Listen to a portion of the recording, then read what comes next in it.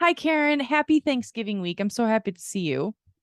Katie, I am thrilled to see you. Happy Thanksgiving Turkey Tofurkey week. Turkey tofurkey, in my case, salmon week. Ooh. Yeah, I'm going to a friend's place for Thanksgiving, and they're full on freaking out that I'm vegetarian, like full on, and that I don't eat sugar. And so it's like Ooh. I actually feel bad for them, and they're like, "Well, we're making pecan pie. Do you like pecan?" And I'm like, "No, I can't. I mean, please make it. Like it's okay. It's okay if I don't eat it." And it's like it's a little awkward at the moment. But yeah, happy week of whatever anyone feels comfortable eating. You feed your body what nourishes you this week and always. Oh my God. It's true. It's like the food pressure around Thanksgiving is kind of real in a way, right? Oh yeah. No, I mean my diet has become even wackier than the last time I was talking to you about it because I'm trying a new elimination diet. Are you? Yes, I'm eliminating yeast, which as it turns out is in every fucking food there is. Shit. I'm sorry. That So must be really hard. it is hard, but not, but I had this realization. So I started it on November 1st. It was very Okay. convenient. After a Halloween related binge, I started this, right? And I realized a couple days ago that I feel like my mood has lifted and that I don't feel so tired and I'm still as irritable because I'm a middle-aged lady, but I feel like this lift and I was so excited about it, Katie, That's because I was like, amazing. oh my God, my positive intentions work or positive inputs work is totally working. Oh my God, I did this. I Yes. hacked this thing. And then I realized that it coincided with changing my diet. And it made me very sad. Really? Oh, so it didn't actually dawn on you right away that there's the fact that you don't have yeast. And then Right. when it did dawn on you, you were like, damn it. This means I Right. can't have yeast.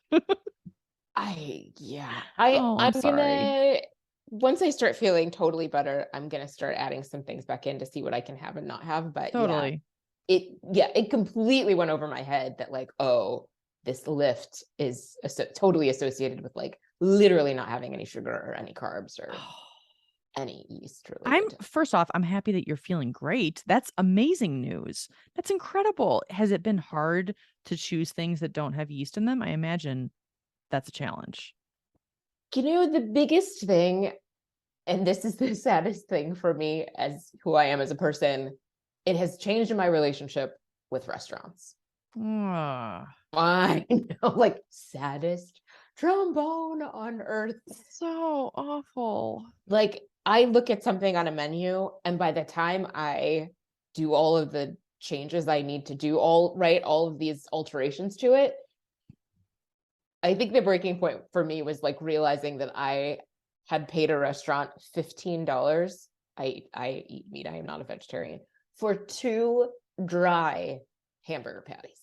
Oh, No bun, no cheese, no nightshades, no pickles, no condiments. Literally, they were that. All of that ended up being a bed of iceberg lettuce and two dry hamburger patties. And I was like, okay, I'm out. Karen. I'm out. Oh, RIP restaurant experiences. Damn it. I mean, it would have been nice if they gave you like a massive discount. Like, You know what I'm saying? I mean, it should This have been like $4.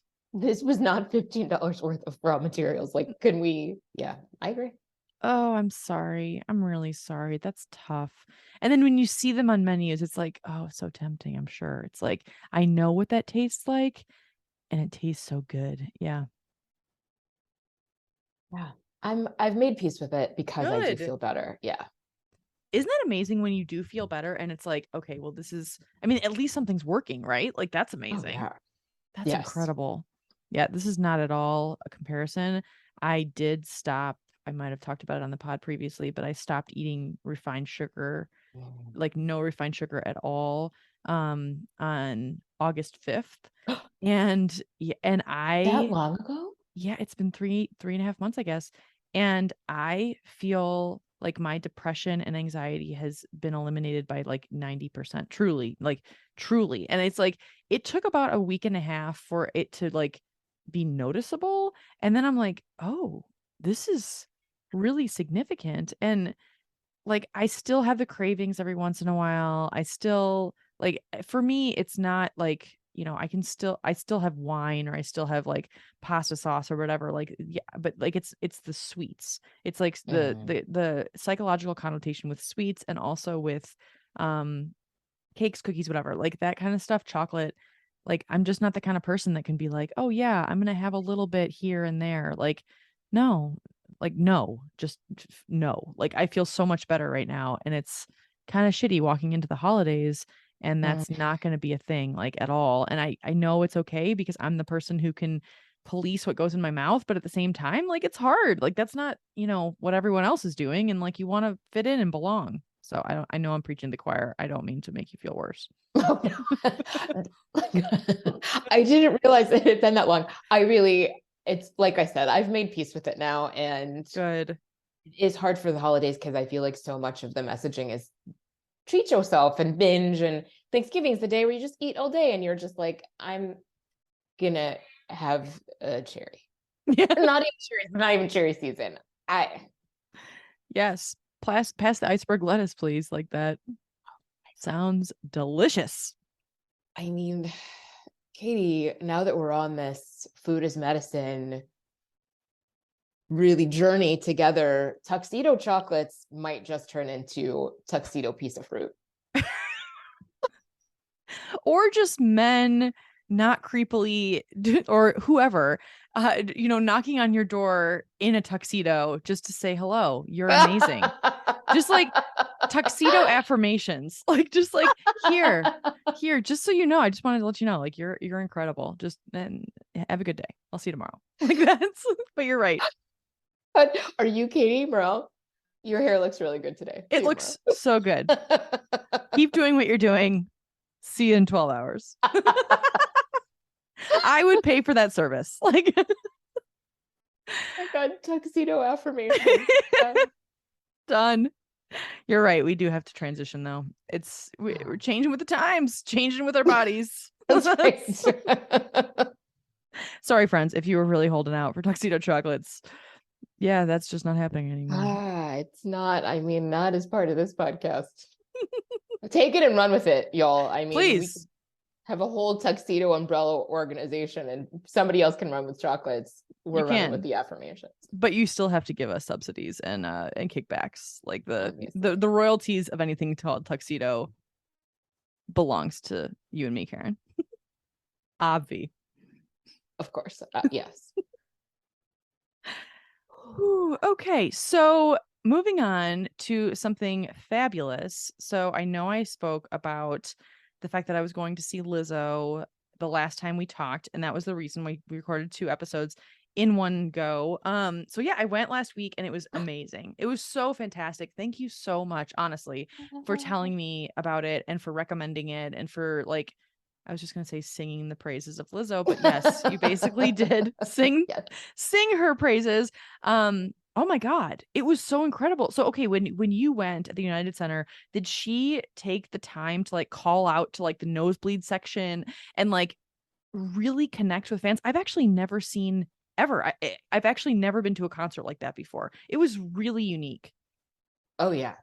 I think it's either she said it at our show or Tori said maybe she heard her say it in an interview that there is no bad seat at a Lizzo show Oh, because she does that. Yeah, no, they like basically turned up the house lights and yes. she was like, you against the wall back there in the picture at the United Center, like where the Bulls played, like a ginormous arena. Yes, was just like, you dancing like this. I see you. Incredible. Like such a personal experience. Like, and then the camera was like highlighting people. It was like being in a sporting event. And then all of these people were having, like they had signs they were lifting up. She brought people on stage. One of the parts that got me was I was in an arena probably a little smaller than the United Center, but not much. I mean, it was definitely like 25,000 or something like that. And there were multiple times, because it was sold out, where people were yelling so loudly she couldn't hear herself, and so she would have to stop singing. And I Oh mean, my the God. the crowd was on fire, on fire. And I was like, "Oh shoot." Like I assumed that when that happens, like I've seen it happen before, not to her, but like in other artists, they're like, "Okay, thanks, thanks." Like, and then like moving on, you know? No, not at all. She stood there in her fucking power and stood there, put her hand on her heart. She got teared up and she was like, "Thank you." Like, "Thank you." And it was like, this level of modeling is so empowering, Karen. Like, I got teared up when she got teared. I was like, oh my God, like she's not poo-pooing herself. She knows she's amazing. She is like fully in her full, like, oh God, it was, I don't have words. It was, yeah.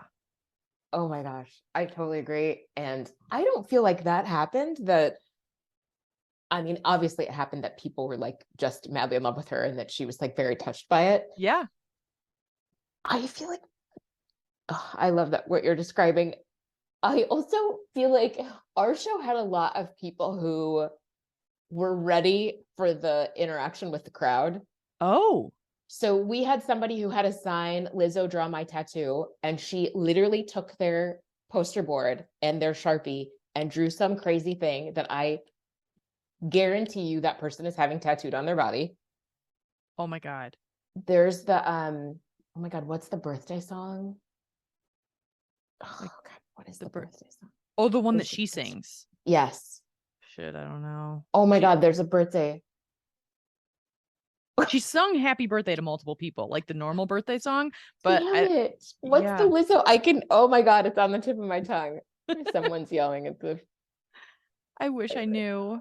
Okay, so oh I my have to tell gosh. you, I bet you that this is a thing that she does because there was someone who had Draw My Next Tattoo also at the Portland show, Mm, yeah. and there was a square that they drew, and she brought it up on stage, not the person, but she brought the thing up on stage, and she asked the audience like, "What should I draw?" And people kept saying, "Draw your breasts," and so she drew Yes. her breasts, and then she gave it back to them, and I was like, oh, Yeah. that's definitely gonna be on this person's spot, like, for sure, like, definitely. Yeah, Yeah. Yes. no It's called shame. Birthday Girl, and I wish I could remember how it goes, but yes, there were people who were like, today's my birthday. Who knows if it was? Yes, the breast thing. I was ours breast. I don't remember.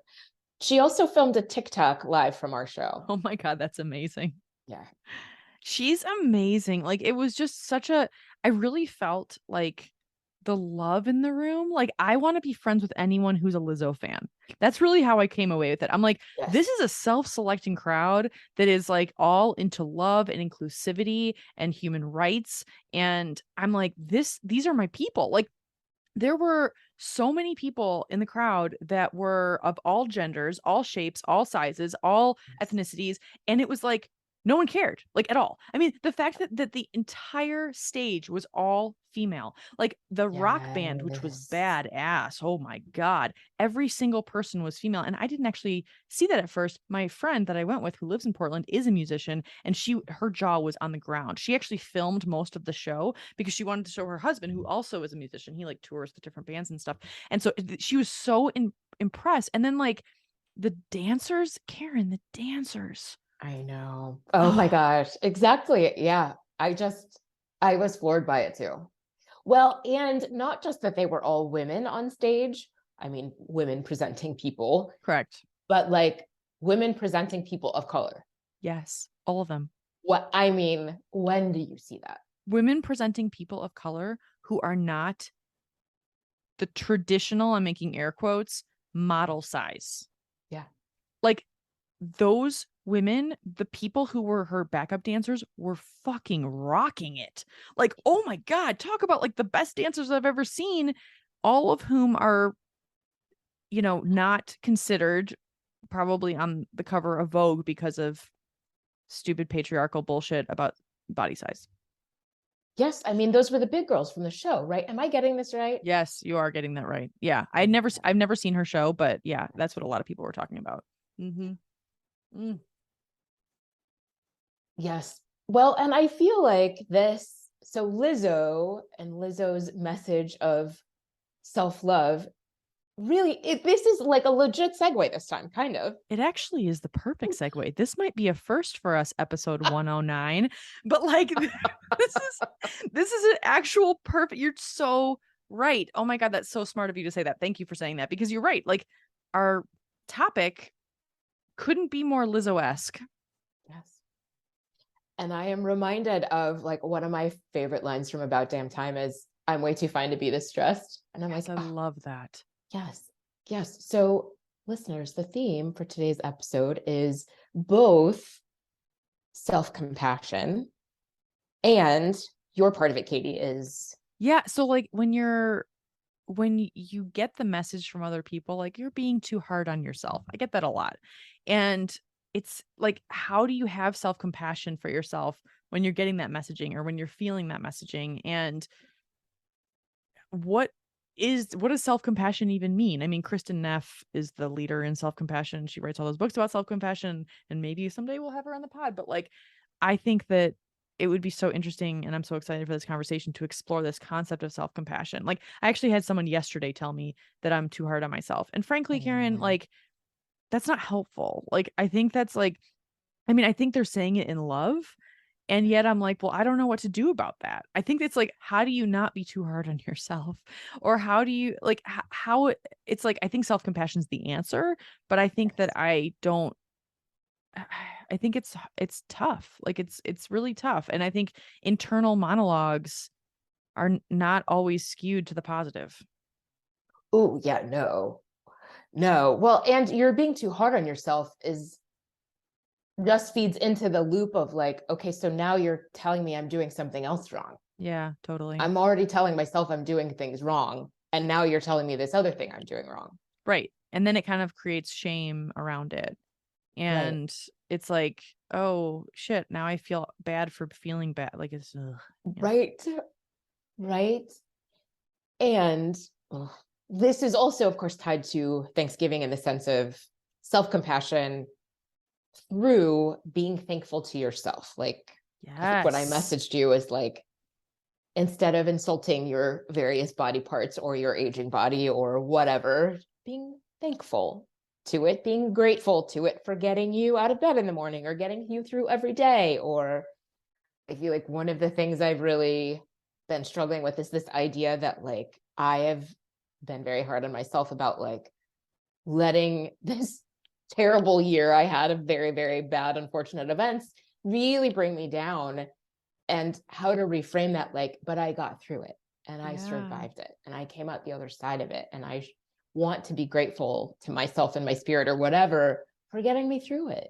Yes. And how does that feel when you lean into that gratitude, like, for yourself, for your own experience? It does feel a lot better. And it really does quiet that voice in my head that's like, oh, well, you should have just gotten through it without feeling anything or without reacting or without whatever. And it's like, why you shut it? I mean, Yes. any one of the things I went through in that period of time would have taken people just like fucking out. Like Yes. any one of them. And I had like a long list of them. So it does really help to quiet that by saying, like, I am really grateful that I got my ass through this. That's incredible. It just, like, reframes everything. It also feels like, me thinking about myself, it feels like lighter. Like, things feel less heavy. Like, they feel actually, like, almost physically lighter. It's like, oh, I can breathe better to think about the gratitude that I have for myself. And like, no no reason for gratitude is too small, I think. It's like getting Mm-hmm. up in the morning, like, it can be so easy to just say, like, well, obviously I have to eat breakfast or I have to take care of my kids or whatever. No. Like, no. Like, you are a badass. Like, you are doing the thing. Like, give yourself some credit, and it's okay to celebrate being amazing. Everyone is amazing. Exactly. And to celebrate getting out of bed, I mean, I don't want to speak for anybody here, but I definitely have been low enough in my life that getting out of bed was legitimately a struggle. Yes. Yes. Like, ooh, I don't know how I'm going to do this today. So there's also that. Yes, exactly. And then there's the day I've had the same days.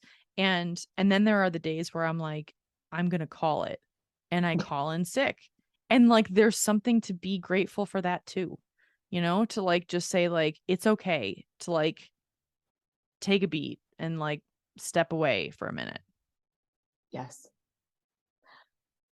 I love this idea of you're amazing. Telling yourself that you're amazing. I feel like that was your response back to my text that I loved so much, was like Yes. reminding ourselves, like, no, you're a badass. You're amazing. You're doing the thing, whatever the thing is. Imagine if you had as much reverence for yourself in your everyday life as we have for Lizzo. Like, that's Yes. Lizzo's job. Lizzo's job is to do the thing we watched her do. You're so right. Wouldn't it be hilarious if we were just like, Katie, you did it. You a big dishwasher. Oh my God. Like, You walked your dog. You fed your cats. They are living because of you. That's all true statements. Yes. Yes. I mean, you washed your hair today, or maybe you didn't. Maybe you didn't accomplish, also air quotes again, anything. That's also great. It's okay. You don't have to, like, this doesn't need to be tied to an accomplishment. Just like you're listening to this podcast, you and I are talking. All of these things are wonderful. yes, I love this idea. Oh my gosh, it's so cheesy and great. I love this. It's perfect. It's so perfect. And it's like, it's so cheesy and great. And also, it is. It's like, it's just wonderful. It's like to think that we're just like walking around like Lizzo. Like, what do I say about Lizzo? I mean, the number of people that I have told about how wonderful she is and actually like really had, like, they've really listened and been like, oh shit, I need to go to a concert. Every single person I talk to who has never been to a Lizzo concert, after I tell them all these things, they say the same thing. They're like, "Oh God, maybe I can go this weekend, or maybe I can fly down to LA." I actually have a friend in Bend who's thinking about flying to LA this Mm. weekend because of what I said, and I was like, Yes. "Wow!" But like, you're right. Like Lizzo is living in her truth. She's living like she's living. She's herself. She's living as herself, and like living as yourself is something to celebrate. Ooh, I love that. I also don't want to like shame anyone for if they feel like they're not living as their self, or there's any like that's okay too. I mean, really, at some point, getting through the day.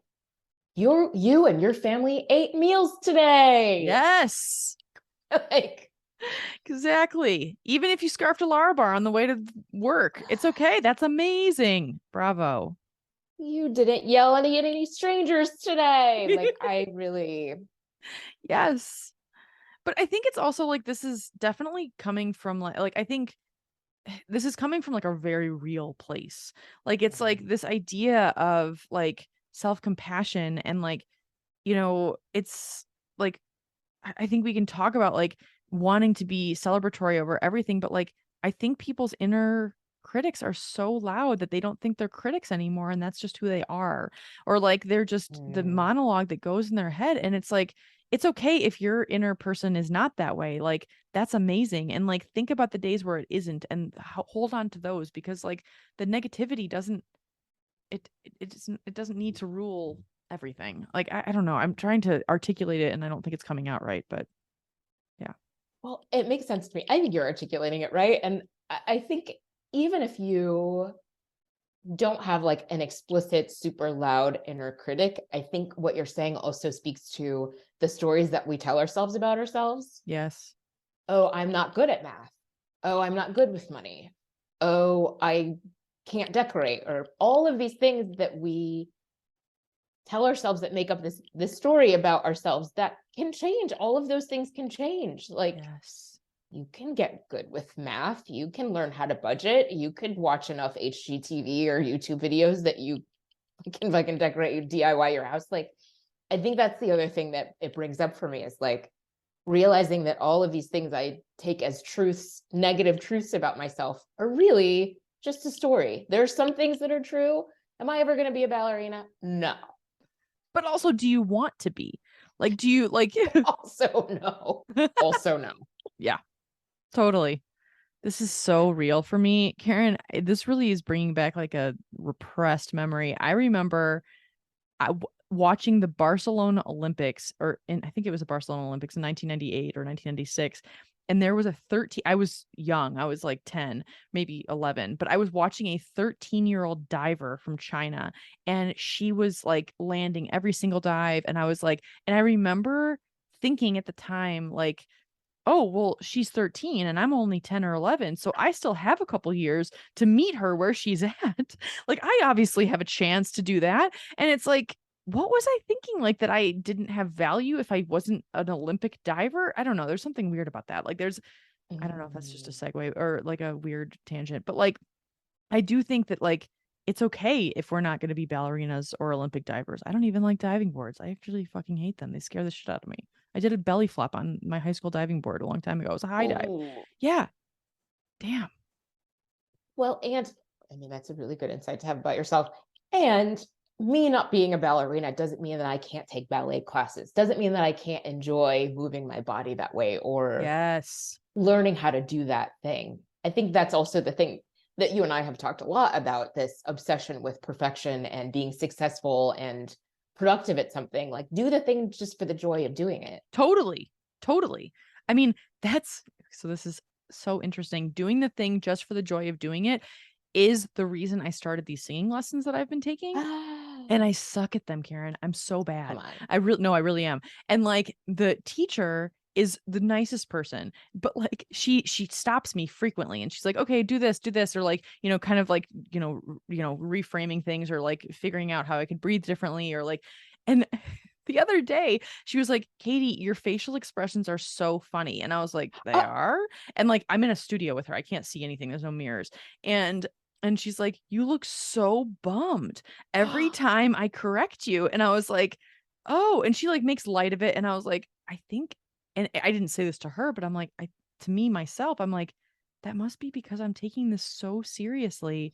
And I have to mm, like get to a certain place. Like, you don't have to get to a certain place. Like, I'm just doing this for fun. And like, and so I've thought like, well, maybe I should be smiling when she's correcting me. And then I'm like, but I don't feel like smiling. And so then I'm just going to keep grimacing. And that's that. That's just who I am. And I have self compassion for that. And like every time she's like, okay, can you read? And I'm like, oh God. And like, whatever. That's just my personality. It's fine. Like, I'm just going to have self compassion for like the perfectionist in me that doesn't want to die. Ugh. It's bravo. annoying. Yeah. Thanks. I don't know if that was progress, but yeah.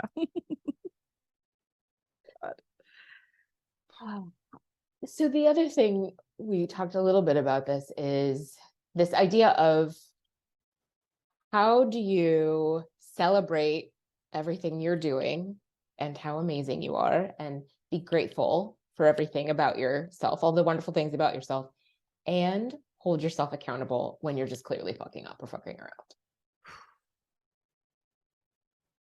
Yeah. And I will say, I was at a session. I'm trying to think of how many details I should say. I was at a meeting, a group meeting over the weekend with a group of college students, Black women college students. It's a group for Black women college students. Yeah. And there was a lot of conversation about this idea of self-care and self-compassion, and that we exhaust ourselves thinking that that is the way to succeed, without realizing that the more exhausted you are, the worse you're going to perform. Or that even if you race to the end of this semester and don't sleep and don't eat well and do all of these terrible things to your body, that you may probably will pass that class, but then you will collapse and you'll make yourself sick and all these things. Yeah. And one of the students came back with, yeah, but I went out this weekend when I should have been studying, or I didn't turn my paper in on time because I was fucking around, or I overslept, or all of these things. And the amazing facilitator of this conversation said that self-compassion and self-love is not conditional. I loved that. That is a mic drop. Love yourself anyway. Have compassion toward yourself anyway. Recognize that you needed to rest. You needed to have fun. You needed the release. You needed whatever that thing was, and that you'll do better now. You'll do better next time. Now that you gave yourself that time, you've recovered and you can move on. It was a reset. And I loved that. That is so beautiful. Self compassion and self love are not conditional, needs to be on a t shirt or like a poster in everyone's home. Like I really think that's like a very revolutionary concept, because even though you're fucking up, like I love that so much, and it makes so much sense for college students, and it makes so much sense for all of us. Like I was telling you before we hit record, like I picked a fight with Tyler over the weekend, and I felt real shitty about it. And like it was totally on me. Like I was being a toxic person, and I own that. And it's like, and we got through it and we're fine now. But like I don't think I felt self-compassion and self-love for myself after going through that experience. Instead, I was like, I was, you know, self-flatulating. I mean, I was very like upset, and I didn't sleep well, and I apologized profusely even after he was like, "Hey, like we're good. Like everything's fine. Like we're totally." And so yeah, having the self-love and self-compassion is incredible. And also it's interesting to help hold yourself accountable, because like I don't think it would have been okay for me to be like, "Oh, I have self-love and self-compassion, so therefore everything I said to you is void." And it's like, Right. like I have immunity to all of the shitty things that I just said. Yes. Ooh, that's a really good way to put that. Right. That it's not about saying, oh, I love myself, so it's okay if I'm shitty. Mhm. It's not that. I have unconditional love for myself, so it doesn't matter how shitty I am. Like, that is not what it is. Yes. No. Yeah. I mean, it's good to be able to look at yourself and say like, "Huh, could have done better. That's Yeah. okay." But still love myself all the same. Yes. Yeah. It is not like permission to just wild out on people. Yes. Be an asshat. Yeah. That's I actually I went to a card store a while ago, and it was so funny. It like the woman at the card store made all these greeting cards, and it said one of them said sorry for being, and then it had a picture of a donkey and a picture of a fedora. And I was like, that's just funny. Like, and so like I had that card, and I was like, someday I'm gonna give this to Tyler and it will be so funny. And then like 8 days later, I was like, this is good timing. Like, and he had the ass hat, like he had it in his the card in his office until recently, but I think it's just funny. Anyway, so it's okay to own up to when you aren't the best version of yourself. Yes. I love that. I love the way you put that, because that's everyone, at least the people we know listening to this, are wonderful people, Oh are yeah. kind and compassionate and empathetic and lovely, generous, loving people. And yeah, you're not always going to show up as your Oprah. It's not, No, and not every day's an Oprah day. it's not. It's not. Wouldn't it be nice if it was? Or a Michelle Obama day. Right. Gosh, yeah, she has a new book out as of like yesterday, I think, and I really want to read it. I saw her on Colbert last night, and I was like, oh, I Right. like fangirl out on her big time. Well, we're going to have her on. It's true. She is our number one, maybe tied with Beyonce and Lizzo now, but never know. I've never heard Lizzo on a pod. We could be the first. Why not? I sometimes do think it would be hilarious. You know how Jeff Bezos's former wife, Mackenzie Scott, Yeah, yeah. right, has given away, I mean, 12 billion, 24 billion, however many billions of dollars. And some of the time, it's just like she's picked a random nonprofit and just be like, hello, oh my God, there was one locally, hello, YWCA of Metropolitan Chicago, here's $100 million, or some ridiculous amount of money. And Holy oh, crap. I know, just out of nowhere. Sometimes people have asked her, but sometimes it's just, she's just out of nowhere giving people all this money. And I just think that this is going to happen to us, that we're going to get an email from Beyonce's people being like, Mrs. Carter would like to be on your show.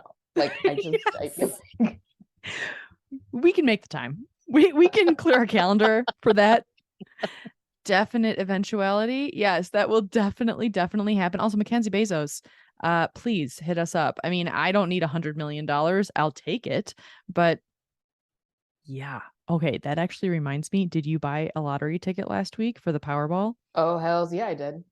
Did you? Did you win anything? Not a penny. Okay. I think you would have led this pod by saying you won $2 billion. Glad you didn't bury the lead, but yes, I'm sorry. I'm sorry, you didn't win a penny. Okay, so craziest thing. So I Oh, never buy lot. Do you buy lottery tickets regularly? no, no. I literally only bought it. I was talking about it with you, obviously. Oh, I don't I remember. literally only bought it because it was over $1 billion. Ah, got it. Okay, so I never buy it either, ever. Like I don't remember the last time. I don't even know where to buy the lottery ticket. Not in Bend, I don't. But I went to this shit place where I was like, because my dad's partner Betty always says like, go to the crappiest dive. Like that's the place that will get the $1 million win or whatever. And Yes. so I was like, sweet. I hope that works for billions of dollars as well. And so I buy 20 numbers, like 20, Ooh. like, and it's like $3 per number. So I'm like $60 in. I'm like, that's a lot of money. But I was like, you know what? It'll be worth it when I get $1.9 billion. And so anyway, so the whole day, Tyler and I are on this hike and we're talking about all the things we're going to do. And we're getting like really serious about like which lawyers we would reach out to and like all of this stuff. So we get to when it's actually the drawing at like 7 p.m. or whatever, and our time, and or 8 o'clock. Anyway, it doesn't matter. So we're watching this drawing, and Tyler has a ticket that has three numbers that are like three numbers and then the power number or the power ball number or whatever. Powerball? Yeah. And so we have four numbers matched and we ended up getting $300, Karen. Oh my God, Katie! That crazy? I was like, whoa. And I mean, and then what's really crazy is that his parents had the other two numbers in one of their lines. And so I was like, if only we could have combined that. So anyway, so then I went the next day and I was like, sweet, I'm Ugh, definitely because it didn't like no one won that day. And so it was like rolled over to rolled 2 days later. over. So I go to the crappy place again, and then I ask for another $60 out of the winnings that we got because they just give you the cash, which is the weirdest thing. They're Oh, like, oh yeah, it's the weirdest thing. Wherever you go, if it's under like, I think it's under 1,000, maybe they like you go back to the grocery store or whatever. And so like I go back and I'm like, can I have my money? And they're like, oh, hold on. And then they just like look at the QR code and they're like, oh yeah, here's $300 cash. And I was like, okay. And oh so no. then I'm like, I'll take another $60, please. So then that night, like, no, we don't win anything. But like still, I mean, it's just, but one person did. One person in California won the whole lot. I know. Oh my gosh. I love that you won I something. mean, how fun is that, right? Congratulations. Thanks. I mean, Yes. $300 is not nothing. That was like, well, hello. Oh my gosh. I love this for you. But also, if Mackenzie Bezos is available, I'll take her money Scott. as well. Yes, exactly, Mackenzie Scott. Scott. I'm sorry, Mackenzie Scott. Thank you for the yes. This is not at all the same. And then I know we have to go. So I have somehow become this person who looks at my receipts at stores. And if I've been overcharged, I go back. In I've done it twice in the last week. the last week. Yeah. Oh, well, okay. That's the other thing, right? You'll cautionary tale, get the print receipt and look at it. I shit you not, twice, Katie, in the last week alone, I've been overcharged for shit. Okay, this is making me really angry. Like One of that's them, not okay. oh my God, one of them was the most bananas. So I go to Mariano's, which is a grocery store chain here. I bought like not a lot of stuff. And I got to the cashier and it was $85. Oh And I shit. was like, this fucking inflation thing is real. Like, okay, God damn God, it. one 80, banana for $50. What? I know, it was like $85. And I get home, I unload everything, and I'm so like confused about how I've spent this much money that I look at my receipt and I bought two green juices. And one of them was $5.99 and one of them was $34.99. What? It's a 16-ounce bottle of literally like fucking celery juice. And they charged me $34.99 for it. Oh my gosh, Karen, this is such a good cautionary tale. This is a PSA for all people. Like, I never look at my receipts. That's a horrible thing to say, but I don't. Oh no, I just started doing it. And I don't know what old lady, middle-aged lady thing kicked in that I started looking at my receipts. So I went back the next day, I pulled the bottles out of my bag, and the woman's like, oh, did we charge you like $50 for that? And I was like, Is okay, this a thing, whoa. Is Mariano's? this a thing? What the actual fuck? I shit you not. I shit you not. That's what she said. And I was like, huh.